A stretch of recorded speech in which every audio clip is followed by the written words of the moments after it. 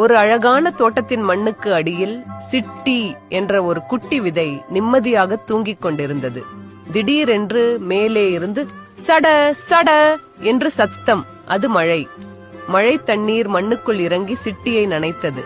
ஆஹா, ஜில்லுன்னு இருக்கே என்று சிட்டி குளிர்ந்து போய் எழுந்தது.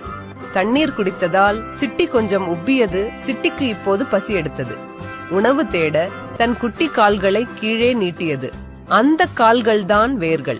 அவை மண்ணை இறுக்கமாக பிடித்துக்கொண்டு மண்ணில் உள்ள சத்தை உறிஞ்சின.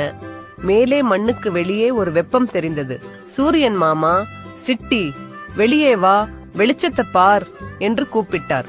சிட்டி தன் தலையை மெதுவாக மண்ணை துளைத்து கொண்டு மேலே எட்டி பார்த்தது.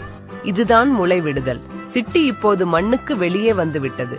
சூரிய வெளிச்சம் பட்டதும் சிட்டியின் உடம்பில் பச்சை இலைகள் வந்தன. இந்த இலைகள் சூரிய ஒளியை பயன்படுத்தி சமையல் செய்யத் தொடங்கின. நன்றாக சாப்பிட்டு சிட்டி இப்போது ஒரு அழகான செடியாக வளர்ந்து விட்டது. மகிழ்ச்சியில் அது ஒரு வண்ணமயமான பூ பூத்தது. தூங்கிக் கொண்டிருந்த குட்டி விதை தண்ணீர் மற்றும் சூரியன் உதவியுடன் இப்போது ஒரு அழகான செடியாகிவிட்டது.